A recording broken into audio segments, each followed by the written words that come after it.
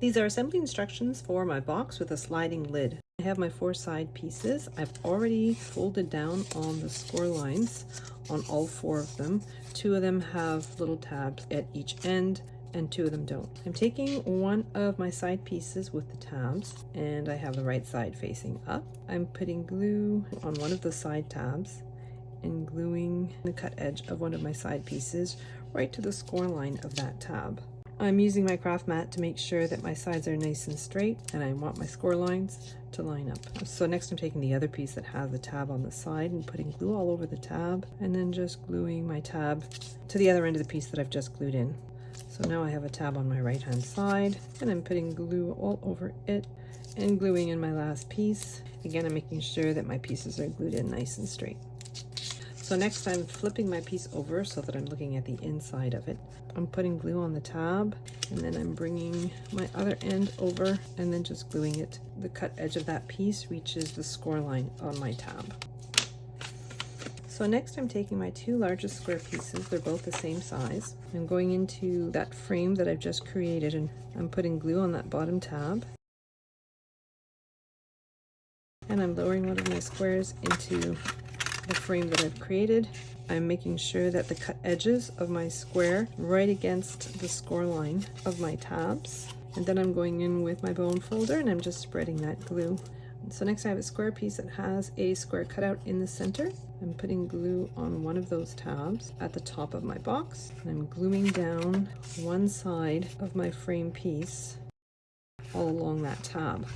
So the corners have to match up, and the cut edge of that piece just along the score line of my tab. So next I'm putting glue on the 3 other tabs, so 2 sides and the bottom.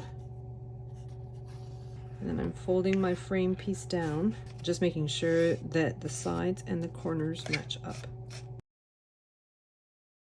So next I'm going to flip my box over, and I'm taking my second square piece and putting glue on the underside of it and just gluing it to the bottom of my box, making sure that the 4 corners are nicely aligned. And I flip my box over, and then I'm going in with my bone folder and I'm just spreading that glue.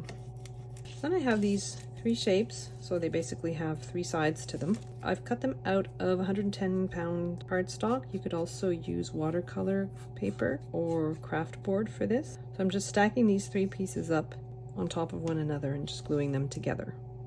So now that those 3 pieces are glued together, I'm putting glue all over one side, and then I'm positioning them on the top of my box. I'm positioning it so that there's an even border all the way around. Almost goes up to the edge, but not quite.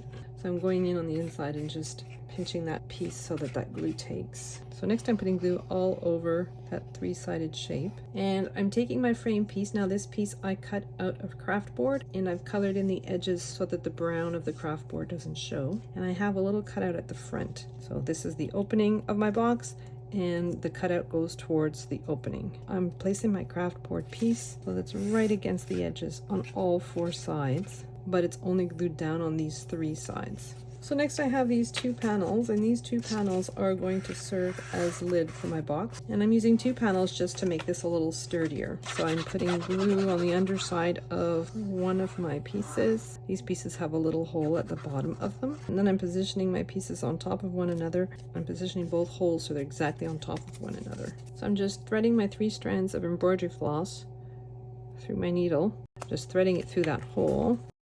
I'm going to take 2 strands from one side and 2 strands from the other, and then I'm left with 2 strands, and I'm just going to braid them just to make a thicker pull for my lid. And then I'm going to make a knot at the very end of my braid.